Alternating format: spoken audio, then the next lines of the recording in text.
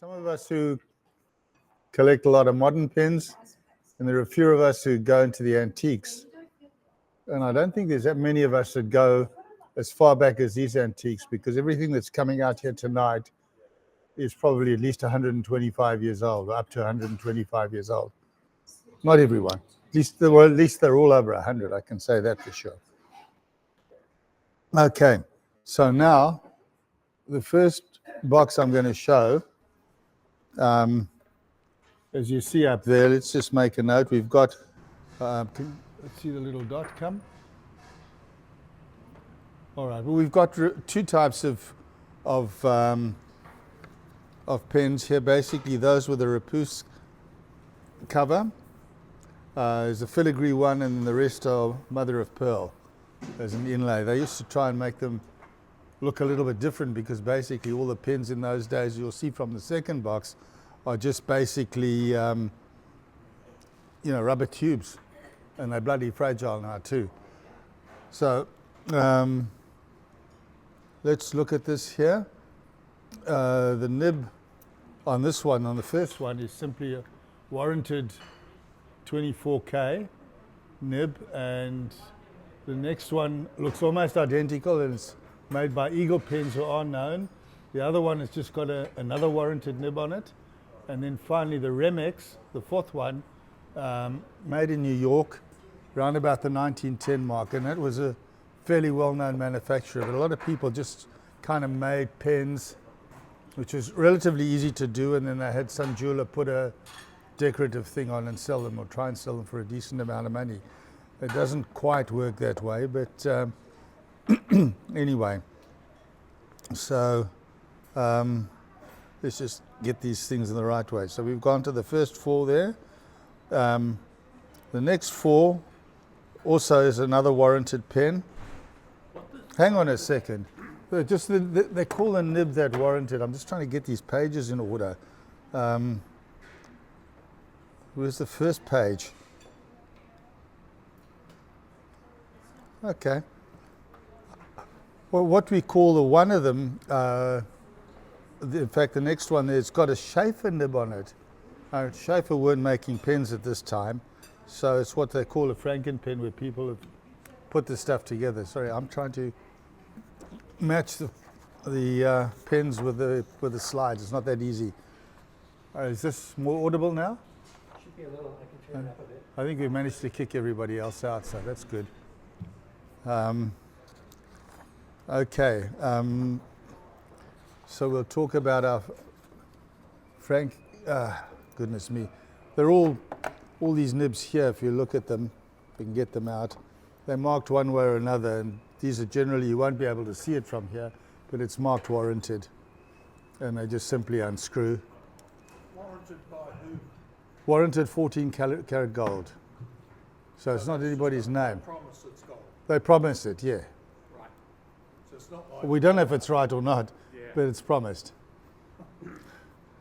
So the story of the Franken pen, which I'm sure you've seen quite a few of those around, where people have taken them to get fixed and whatnot, and they just don't quite come back the right way you'd like them to. These are two very nice pens here. They'll be on this, should be on the second page. Again, more warranted nibs. One is an Eagle pen. Now that was a well-known manufacturer, and they had factory manufactured gold filigree around it, which is very nice. This one here, I like it because it's pretty, and the tapered pen, which you'll see a few in the Parkers when I get to them, and I'm a little bit more versed with talking about those, because I really don't open these boxes up too much. So let's go to the last group. Yes. No, this is not this. Sorry, the blurb has not come out correctly on these damn things, so I'm talking absolute crap. These mother of pearls that we're talking about over here are all made again by different manufacturers. Some of them have got decent names on, and the slide's missing. So I'm not as well prepared as I thought I would be. But again, they're all just very, very simple, basic pens. They open up, fill them up with the eyedropper. If you need an eyedropper filler, he's got them over there. I used to use a lot of these, and I no longer do, but I've still got them. So if anyone needs a syringe with a blunt needle, There you go. All right, if anybody on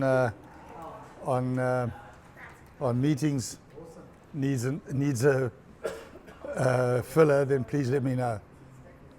So again, showing you these pens are all very, very, very similar. A little bit of a Repousse covering there, and then the mother of pearl or abalone. And I still don't know the difference. well, abalones don't make pearls. And pearls don't make abalones. Well, pearls come from, I think, oysters, don't they? Yeah, Yeah.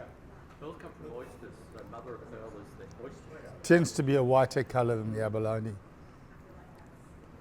Max, So- do you know if the abalone or the mother of pearl pens were more prestigious than the gold ones? Yeah, Because gold was pretty cheap then compared to now. $35 an ounce. But the $35, when I saw a table the other day, just for interest's sake, of what the conversion was of $35 in those days, about 2,500. So it's not quite as cheap as you thought it was. No, it's still half of what it is today.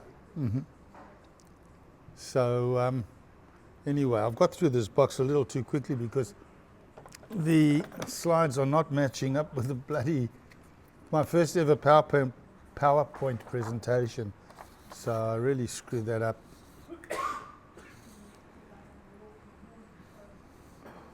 So the stuff I've got on the left-hand side is not matching the actual pens. So let's go to the plain ones because they make a little bit more sense. Okay, the first one here, in the plain one on the left-hand side, is a Moores, and it's a retractable pen, which one of the very, very first. What's the purpose of retractable? You're asking me the question. If it didn't have a cap, I wouldn't know. But with the cap, it's hard to say. And I think it might be something to do with The nib too, isn't it? There's room in the cap for the nib, yes, so you don't have to retract it. don't have to retract it. I think it's got to be something to do with the filling. Huh? Fill it through the top, so you retract the nib, Yeah. drop the ink down, Yes. because there's an easement between the nib, so you fill it through the top, Okay. and when you extend the nib, it seals it off, so you can use it. Oh, there we go. For those who can't hear him, apparently you fill it, you retract the nib, fill it up that way, bring the nib back up, and screw it in tight again, and then, hey presto, you got blots all over your paper. And Mark says it's called a safety pin. It's called a Safety. taper pen. Okay. Safety. Because once you screw the cap on it, they'll never leave. Oh, that was the Parker patent. This I'm not so sure. Theory, I'm not quite sure about. The Parker safety, I haven't got one of those, unfortunately. Okay, now the next one, if I can get it out, they're very, very hard. They're longer pens than the normal ones that we have today. Don't worry about it. It's a Paul Wirt, and it's an overfeed pen. I've got a close-up of it later on. And another well-known manufacturer. Just a very, very simple piece of rubber tubing and so on. Right, then we come to an Anoto de la Rue. It's a very early self-filler, and it ended up in this box, and I don't know why. So that's the way it is. Then I've got a Waterman's Ideal, which is been very, very badly weathered. As you can see, that was black, and oxidation and the sulfur comes out of the rubber through handling and all sorts of things, and it doesn't do you very much good, unfortunately, in the long run. It just becomes a bloody mess. And there's all sorts of methods that say to fix it. They don't work. The next one is quite a plain Paul Wirt. Paul Wirt was another one of those manufacturers that I mentioned. And this one here, the Paul Wirt, now you won't be able to see it, there might be a close-up of it a little later, is beautifully chased, very, very good chasing. It's not worn, and it's got the lovely little gold Rapus bands on it, where abalone or whatever it is would go on some of the other pens. Paul Wirt was an expensive pen in its day. Then we got ourselves a Waterman's Ideal. There's not much light here to see it, but again it's pretty badly oxidized over there. The back part isn't, and you can see how underneath it the black has come through, whereas the rest is just horrible brown, and it does feel wrong. Okay, now, who's heard of Maybe Todd? Okay, here's a very early Maybe Todd, a beautiful gold pen, and it's one of my favorites, although I never write with them. So that's that one. The next one is a partly chased overfeed and underfeed. No name manufacturer, but it's got an underfeed as normal and the overfeed on the top, if you can see that. There'll be a picture of it later. Was that intended to write both ways up? No. It's just a way of getting the ink to the nib as efficiently as you could. Okay. The next one is another Waterman, and it's got an initial on it and a date of 1907. So we know roughly how old that is. Well, that's when it was first sold. So just a little bit of history, because a lot of people don't like engraved pens, but I think they give you a little bit more to them than just a plain. You agree with me about the engraving? You don't like it, or you like? You do like it. Okay. This one just marked King. I don't know if that's a manufacturer or the guy thought he was a king or whatever. It's just a simple chased pen. Now, I don't know if anybody's seen the machines that do the chasing. It's not like you do one pen at a time. They've got like 20 pens and a pattern down the one side. You set the pattern, and then it just goes up and down, turns the pen. And, a guy called Lynn Sorgatz, who worked for Parker, who repaired a couple of my pens, and then I lost a few in a fire. His whole workshop burnt down, but he had one of the chasing machines. Now this one is what they call an ink pencil. Yeah. Well, you can see the close-up of it there, and how good that chasing is. A lot of them it's just worn right out. That is like a rotary. It's a tube nib, and I've got a close-up of it dissected. I bought it because of the red hard rubber, which is quite hard to find, and I think it's very pretty on itself. But when you take it apart, you'll see it's exactly like the rotary with a filament down the middle and the tubular nib. I don't know how the hell somebody writes with that. And this one is about as stock standard as you can go, with the chasing and the 2 gold bands. And that's all it really is. So that's quite simply those, until we get onto the pretty ones. But I think we've got some close-ups here. There we can see the overfeeds and underfeeds, those two, the Anoto. You can see the actual name showing up pretty nicely on it. And also you can see the Waterman's Ideal, second from the top. It comes out quite nicely. And with the light this bright, as opposed to standing in the dark here, you can see the different chasing patterns and all the different names like that. And in Waterman's and Parker, with a chase pen, they used the number. When they numbered the pen, they put a half afterwards. So you knew it was chase, like you couldn't see.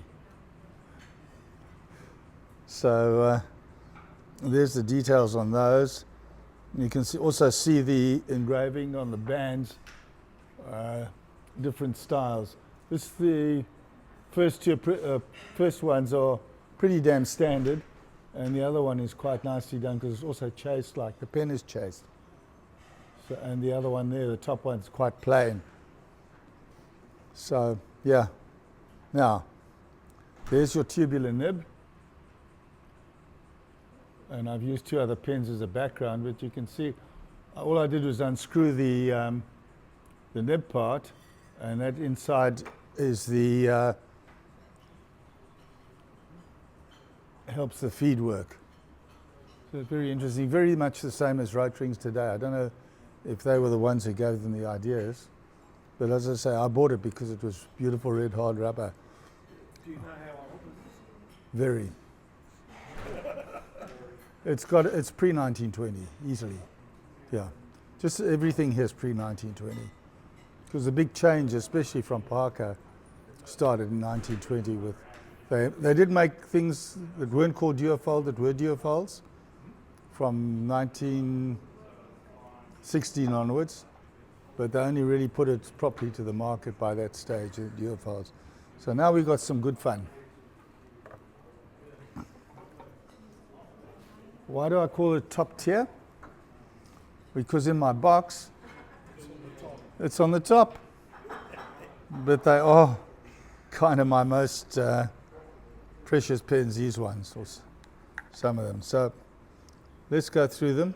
All the Parker ones are numbered on a bum. Sorry, What's up? no worries. Just pointing it where you. At the sky, okay. They're numbered at the very bottom over there in a little circle, and the numbers there, which I couldn't possibly try and read in the dark, but this is a number 33. They're all very much the same as well.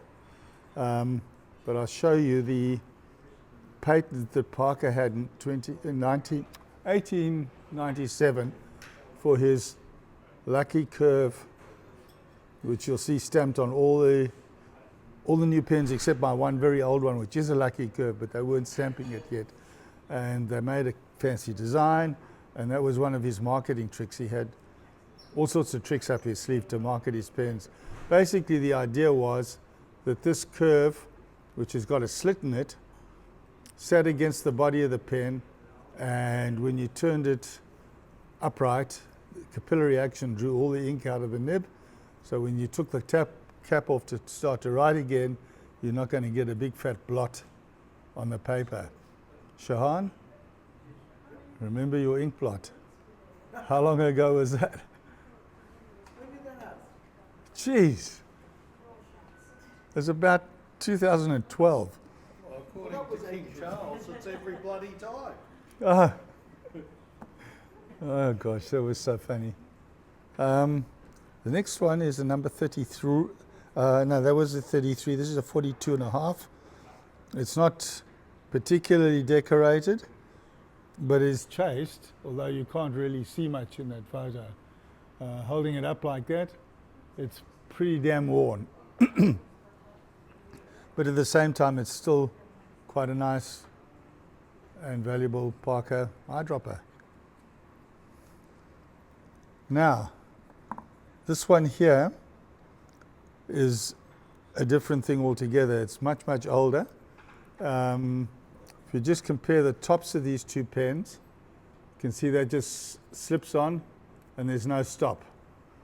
Older models, or some of the older models, had a stop, much narrower pen, and a nice taper top that came up to a stopper over there.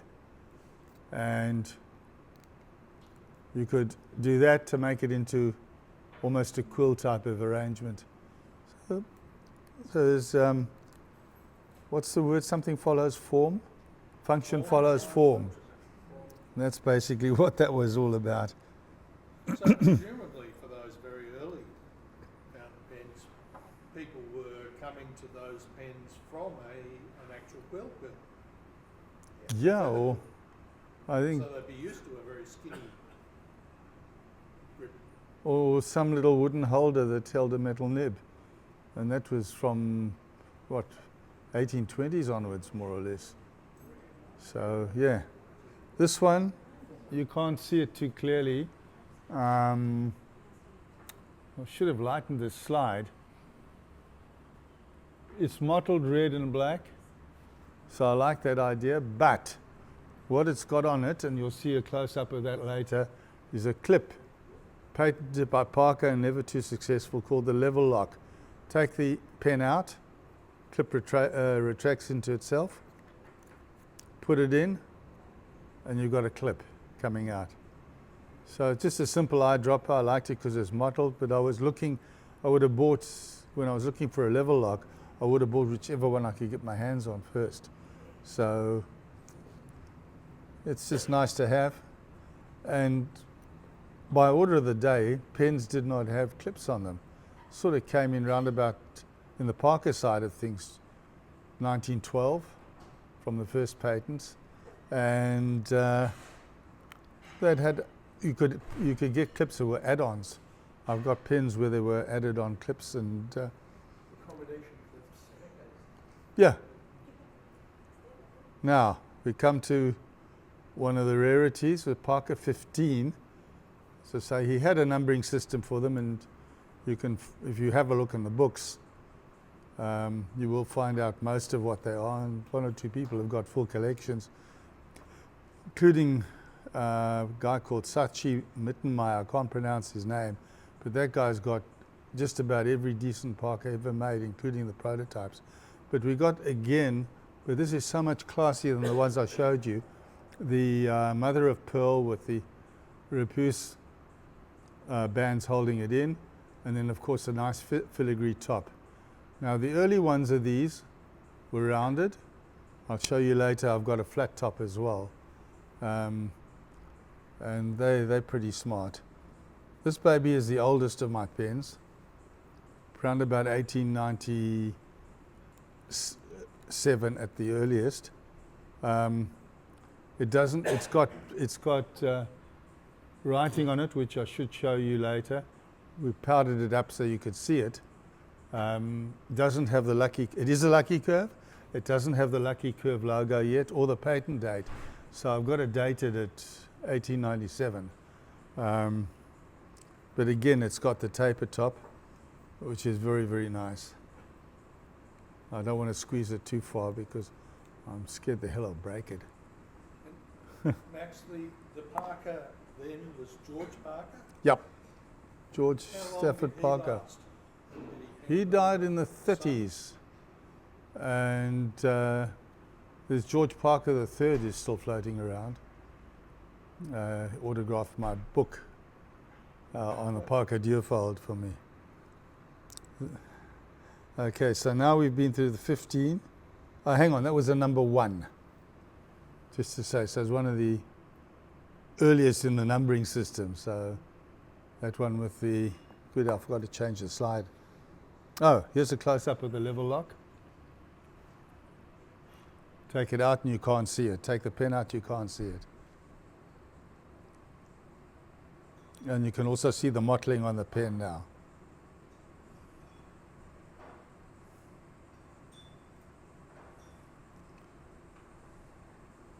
Okay, now we're coming back to this, to the number 45, which here we've got all the mother of pearl where he normally puts his patents.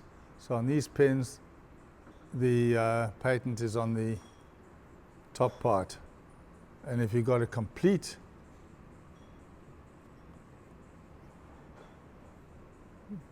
covered pen, then it's engraved into the metal. Now there's an abalone pregnant Parker. I'd hate to tell you what that's worth. it is almost impossible to find one. Did you say pregnant? Pregnant Parker, you can see the shape. Got a bulge? It's got a bulge. It's fairly visible there.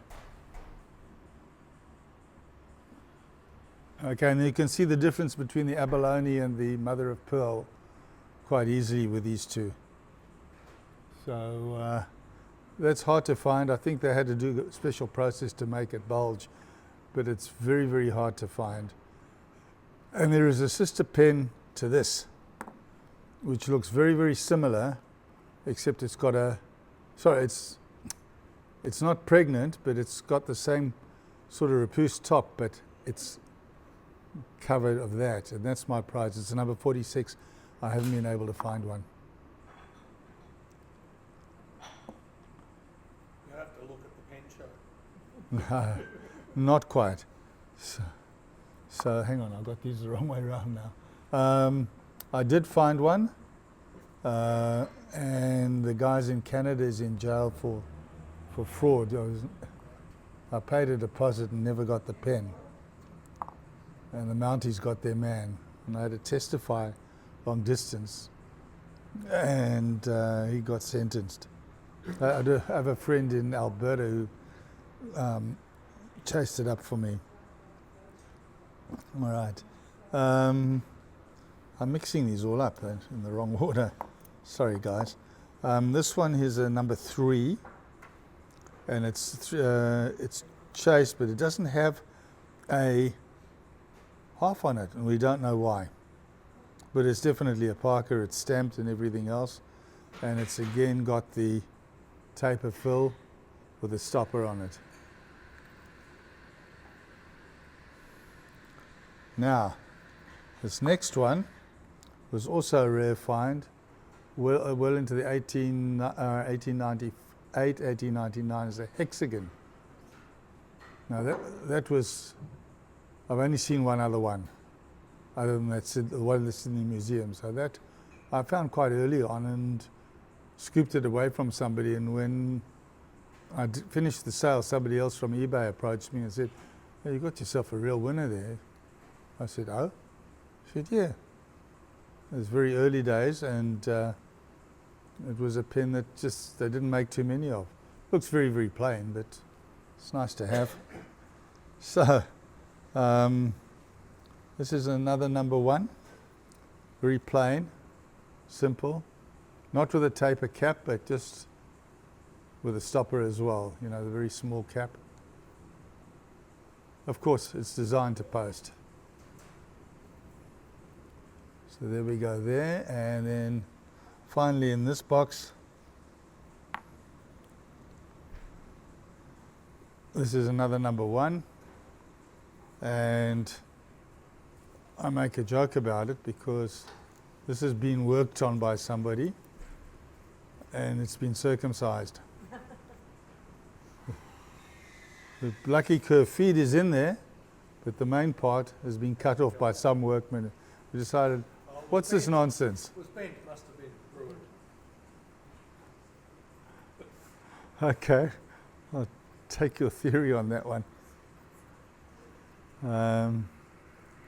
Just trying. See, I really prefer people not to handle these because they are damn delicate, and try and get it back together again. Not so easy. Okay. Now, these are the so-called lower tier, because now it's going to be hard because I don't know how to hold that one open. So here's an Onoto again, another Onoto, and it's different from the others. I don't know why I put it in this box of eyedroppers, because it isn't. It's one of the original piston fillers. And it's a beautiful metal underfeed as well, if you can see that. Who the hell's texting me at this time? I hope it's not one of the people on Zoom. No, an idiot in my office. I like it. I think it's pretty nice, but it seems to live in a box of Parkers. but it's never complained to me. Okay, this one is a number 24. It's very well worn, and well, it's actually a 24 and a half because it was chased. You can barely see the chasing now, but what is unusual is a pretty fat pen for its time. And if you compare it to some of the others, let's just go pick the next one out. It's a smaller pen, but you can see the difference in size between the two of them.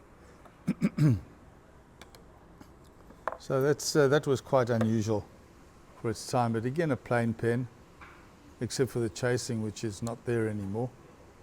And the slip top cap, black pen, roll off the desk, get trod on. It's amazing how some of these have survived.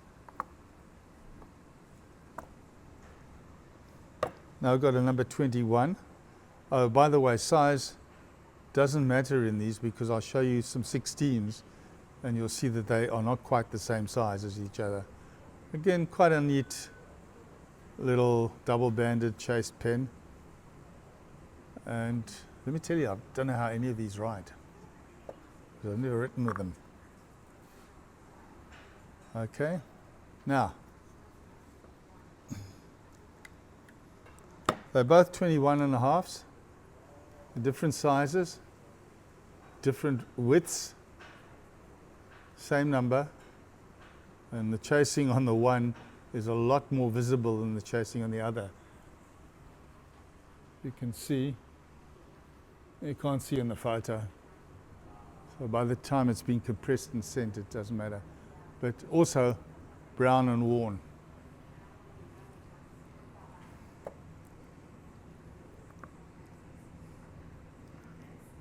Now, what I left out in the blurb is this pen.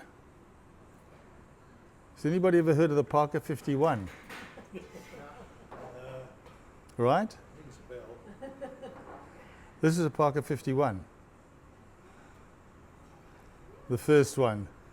The original. But the safety cap here, there's an example of it. The next pen will also have it. There's a lip at the end of the, where the others came to a taper. This one has a lip. And inside the cap, that when you screw the cap down, that formed a safety barrier. So that with a lucky curve in that, there should not have been a leak at any stage. And that's how that works. And the cap was very carefully designed, because it was a screw-on cap, no more slip-ons. But when it's screwed down, it formed a seal, and that was known as the lucky curve seal, So I think. was that the first pen, do you know, that it sealed like that? No, others would have designed them, but this was Parker's first one that did that. Okay, this is a similar thing. Might look like a baby duofold to you. 1917. This one also has the same kind of bottom to it and top with a safety thing. Patented clip, which also fitted on that. They realized that with that knurled knob at the top, they could put a clip in with a ring top, and that, of course, Parker patented. And there were two patents on it. An early one, which was right up against the pen, and then another one that was a little bit further out to accommodate the width of the cloth. So they tended to think of things and change. That's my dog going for a walk. But this is a very rare pen to find. It's a trench pen, World War II issue, if you had the money. You put ink pills, tablets in here, opened it up as an eyedropper, put the tablet in, put water in, shook it up a bit, not too vigorously because you'll have ink everywhere, and then the soldiers could write without having to carry bottles or containers of liquid ink on them. So very, very clever. I don't think Park were the only ones to do it, but it was very, very hard finding that pen. So quite happy with that. Now this one is just a number 23. Very plain, very simple, very practical. All lucky curves in those times. Now, let's come to some nice ones, because these are the filigree pens. I'll take the first two out. The number 16. That's the factory edition Parker 16. Number 16. They're all known with a little hashtag. Very basic pen, really, but with beautiful filigree, and the filigree is stamped Parker. So, and then there's another one that was done by a jeweler, based on the Parker 16, body and everything else. Aftermarket, they put the filigree onto it. What was the name of the pen guy in not in Covent Garden, Petticoat Lane, who passed away? The pen, not the penman. Peter Ford? No, in England, in London. Oh, Henry Simple. Henry Simple did these. He made filigree overlays for Parker Duophiles and so on. He made something like a dozen for Eric Clapton. So it just shows you that aftermarket still existed until Henry died. I don't know if anybody took it over from him, but he was very, very well known. What did he call himself? Not the pen friend. Whatever, Henry Simple Pens. Okay. Now this one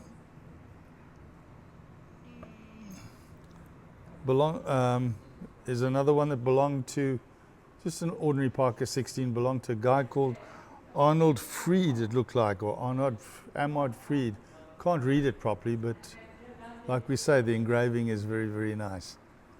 Now, as I explained, the size doesn't always make the difference. That's a Parker 16 as well. Done in the same filigree, same factory. You can see very, very similar designs. And it was known as the turban top. And again, just a very basic pen, but a little simple vest pocket pen. And it carried the 16 as well. So they had ranges of sizes and so on.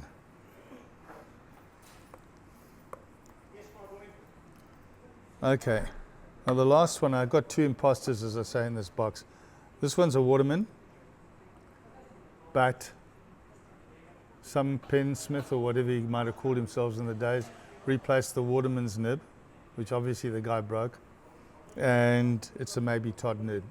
So people know who Maybe Todd evolved into the Swan pen, and that's the limit of those pens for you. So we'll go on to the next one. We spoke about the 16s again. This one is a red hard rubber 16. It took me about 20 years to find it, and it's still in the box. Box is a little fragile, but it still works, and I've put a couple of other 16s with it to compare. You can see how nicely. I didn't want to bring it out tonight, so you can see it's a typical Parker filigree over that red hard rubber, and it is magnificent. Okay, now I showed you a number 15 in the box with a round top over here. That's the number 15, that's the picture, pin in the bottom of the picture. And on top of it is another 15 in its original box. And you can see when I told you about the curved tops, the earlier one with a curved top and the later one with a flat top. Just, I suppose, design quirks, and people at the time didn't think how we'd be interpreting it today, 100 years later. So there we go. Okay, and then the final pen I've got to show you, also in its case, very, very similar case to the other one, is just a Parker number 20. But again, it's very nice with a very simple Parker style filigree on it. And that's that. So now, I'm available to listen to some criticism. Yeah, Pam. Just for people online, Keegan. I want to ask about the red hard rubber pen just a few ago that was in a box. Yes. So how does the colour in that pen, which has been boxed for its whole life, compare to other pens that have been out in the air? Oh, the red hard rubber doesn't seem to discolour. The black does. Because you'll see when on the pen show, I'll probably bring out my old Duofolds, and they're very, very old, some of them, and the red is just as bright. There's slightly different shades. If you have a look, the pen and the cap of body slightly darker than the cap. Now, whether that was a repair or anything else, I don't know. But they're both definitely red hard rubber. They pass all the tests for that. So, and it's perfect. So whatever it is, it's done absolutely correctly. If it was a repair or somebody swapped, or the one guy swiped his neighbour's cap, I don't know. Unfortunately, the histories of these things are never taken. Next. Thanks, Max. I'm fascinated by the trench pen pills, the ink pills. Do we know how the ink pills were manufactured or what they... They were dried ink compressed into dried ink, tablets, as just- far as I know. Just dehydrated ink? Yeah, somebody managed to have a box of them that I spoke to, and he wouldn't give me one. I Well, can't how remember dare who they? it was, but he's not my mate. No, it's really not kind. And silly, stupid question, but do you have a favourite, a current favourite? It's hard, I know. Yeah, of course I do. Do you? The Tell pregnant us. one. Tell us. The pregnant one? Yeah, Yeah. because it's the most She's valuable beautiful. one. She's beautiful. Okay. All right. That Fair together with the red 16. Max, you mentioned the gentleman in England who did the filigree modifications Yes. aftermarket. Are all of these filigrees factory, or are they modifications? No, let's go back. Most of these here in this slide are factory. Don't know about the one on the end, it's not a Parker, but those are all Parkers. And this slide here, where is it? Sorry, I lie. The second one here is an aftermarket. The fourth one from the end on the right is aftermarket. The rest were Parker, and you can see they've got that very, very similar wide pattern to them, whereas the second one from the right is a little bit more complicated.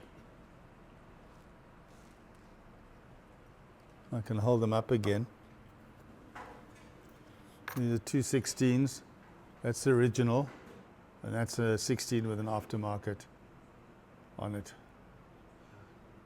So Max, the 16 was marketed with and without the filigree, so you could get a 16 that was just black. Yeah? No, 16 had filigree. They made this for an aftermarket, obviously. They were all, the mark was that. The same as the 45, again, there's no aftermarket on that, but they're specifically made to a number and the different designs. The 46 that I liked would basically be this pen with a tapered version of that top. It's like the thin tapers I showed you earlier. That would be a 46. This is a 47. 45, 46, 47. You can see where the missing one is, or the missing one isn't. Do you know why they called them all the different numbers? Was it I think it's from the sequential? design number as it went up. And when did they start to reuse the numbers? The 51 was because it was 51st anniversary of Parker.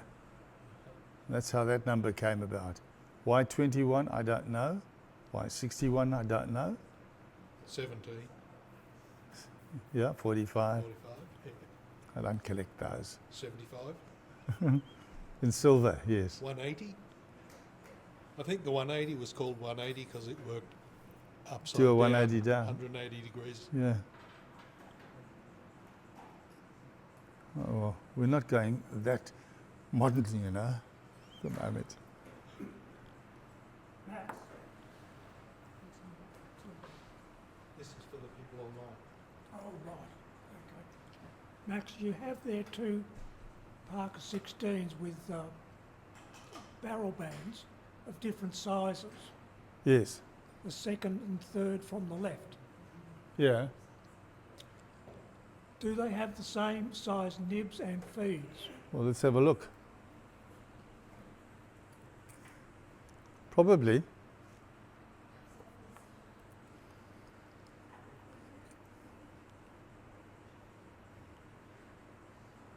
Pretty much so. Right, This one's a little smaller because it's got the screw cap. right.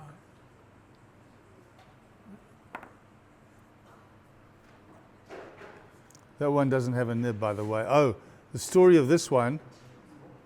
Sorry, I'm at the two Okay. black ones with the barrel bands. Oh, they're different makes. They're not Oh, the they same did- make.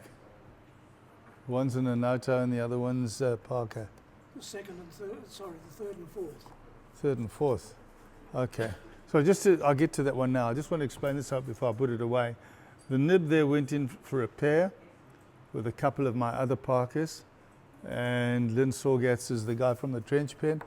His workshop burnt down with all his stock and my nibs in it.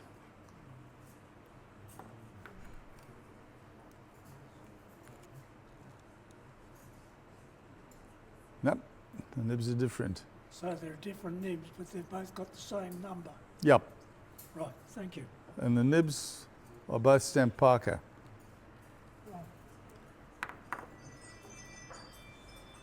So I don't think there was anybody sitting in the factories with a rule book, to be honest. If I look at my wartime Parkers, they all follow the duofold pattern. But if you look at the size of them, it can almost make a gradient. There was no set size to it. There was a set size in the American factories to the duofolds. You got your large, your narrow, your shorter one. But the ones that came out of England were any size that they happened to probably have enough stock for. If they had enough stock that long to turn a pen, let's turn a pen. So you're saying the stock was pre-cut or pre-bored before they even started making it? Yeah.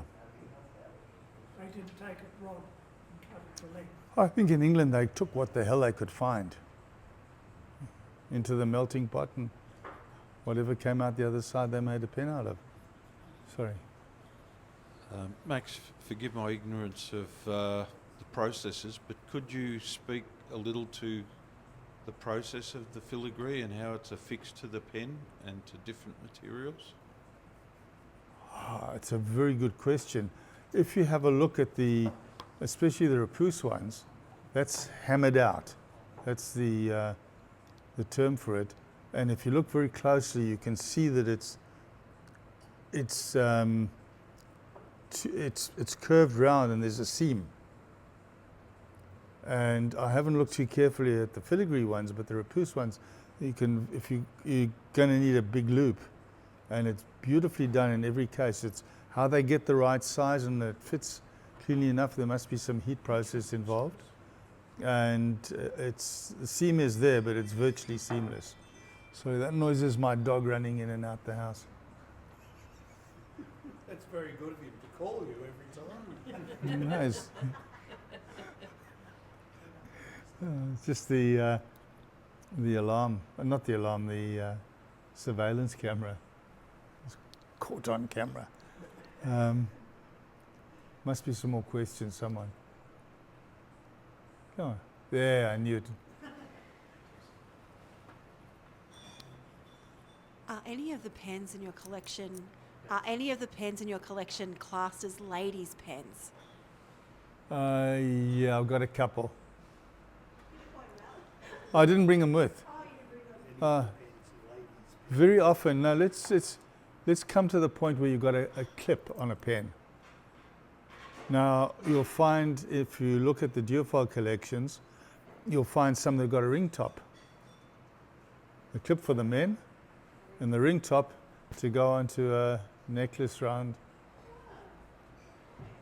So those were definitely ladies' pens, and the pastels, particularly the ivorines, which were made out of cassian, a milk product, which is very, very hard to come by. I haven't found one. One of our guys has got 2 of them, and I had one, was in Lynn Sorgas's workshop to get fixed. And that was the cassian pills. They're called ivorines. They had this kind of milky looking color to them in the different colors. So yeah, they were different ladies' pens. At what stage, I don't know. They would have obviously had to have a screw top, because imagine having one of these eyedroppers just fall out. Yeah, they would have. Hmm. I'm just interested in that. Yeah, definitely. I've got a bunch of them. If I bring to the pen show, I might bring some, and you can see that. Yeah, I like that. Thanks. Anyone else? Mark, you must have a question. Okay, that's about that. Thanks, guys. Thank you, Max.